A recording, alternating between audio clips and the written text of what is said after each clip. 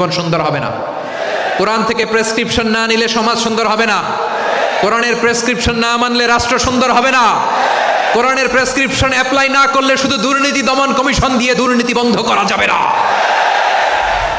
এজন্য কোরআনের আইন আমরা চাই কি চাই না? প্রিয় ভাইয়েরা, হিউম্যান রিসোর্স ডেভেলপমেন্ট, মানব সম্পদের উন্নয়ন, আমাদের সরকার যেন এদিকে নজর দেয়। আমরা যেন এই ব্যাপারে যত্নবান হয়ে উঠি। যাকে আল্লাহ যে যোগ্যতা দিয়েছে এই যোগ্যতা দিয়ে আমরা যেন ইসলামের জন্য, দেশের জন্য কাজ করি। আমরা যেন আমাদের স্কিল ডেভেলপ করি, আমাদের পটেনশিয়ালকে ডেভেলপ করি। মোরালিটি, ভ্যালিউজ নিয়ে শায়েখ আহমদুল্লাহ আলোচনা করেছেন, এগুলো দিয়ে যেন আমরা আমাদেরকে সাজাই। আল্লাহ তাআলা আমাদের দেশকে তুমি নিরাপদ করো, আমরা পড়ি আমিন। আল্লাহ আমার 18 কোটি জনগণকে তুমি জনশক্তিতে রূপান্তরিত করো, আমিন। আল্লাহ আমরা হাতে হাত রেখে কাঁধে কাঁধ মিলিয়ে ভাই ভাইয়ের যেন এই দেশকে গড়তে পারি, আল্লাহ তুমি তৌফিক দান করো, আমরা পড়ি আমিন।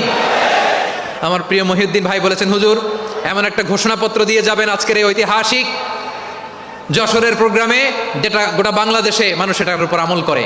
আমি যে কথাটা বলেছি এটাই, আসুন আমরা আমাদের জনসংখ্যাকে জনসম্পদে ট্রান্সফর্ম করি। আমাদের জনসংখ্যাকে আমরা যেন জনশক্তিতে রূপান্তরিত করি। জনসংখ্যাকে ট্রান্সফর্ম করে জনশক্তি দিয়ে আমরা যেন আগামীর বাংলাদেশ, স্বাধীন বাংলাদেশ 2.0-কে গড়ে তুলি। আল্লাহ তাআলা আমাদের সবাইকে কথাগুলো বোঝার, আমল করার তৌফিক দান করুন। এই জেনজি, ক্ষমা করে দিও আমাকে, অনেক দমক দিছি, বকা দিছি।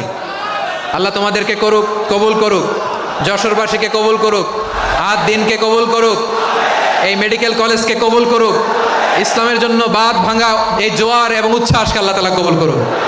হাযা মা ইনদি ওয়াল ইলমু ইনদাল্লাহ আলাইহি তাওয়াক্কালতু ওয়া ইলাইহি উনীব। সুবহানাকাল্লাহুম্মা বিহামদিকা।